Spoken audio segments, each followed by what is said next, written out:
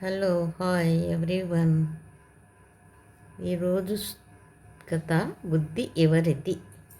ఒకరోజు శేఖర్ అనే అబ్బాయి తన ఫ్రెండ్ రమేష్కి చెప్పాడు, నాకు చాలా తెలివి ఉందిరా, ఎవరినైనా సులభంగా మోసం చేయగలను. రమేష్ నవ్వుతూ అన్నాడు, సరే నన్నే మోసం చేసి చూపించు చూద్దాం. శేఖర్ ప్లాన్ వేశాడు. అతను ఒక చిన్న బ్యాగ్ తీసుకుని అందులో రాళ్ళు పెట్టి బయటకు 10,000 రూపాయలని రాశాడు. రమేష్ దగ్గరికి వెళ్ళి అన్నాడు, ఇది నా డబ్బు బ్యాగ్, కానీ నేను తొందరలో ఉన్నాను. నువ్వు నాకు 5,000 ఇస్తే ఈ బ్యాగ్ నీదే. రమేష్ కాసేపు ఆలోచించి నవ్వుతూ 5,000 ఇచ్చాడు. శేఖర్ ఆనందంగా ఆహా నిన్ను మోసం చేశాను అని వెళ్ళిపోయాడు. రమేష్ ఇంటికి వెళ్ళి బ్యాగ్ తెరిచి చూశాడు. లోపల రాళ్ళు.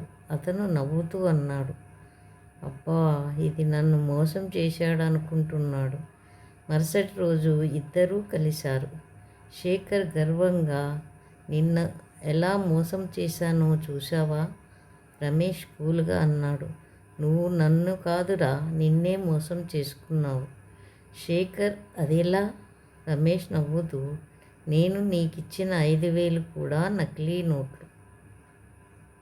మోసం చెయ్యాలని చూస్తే కొన్నిసార్లు మనమే మోసపోతాం. Thank you for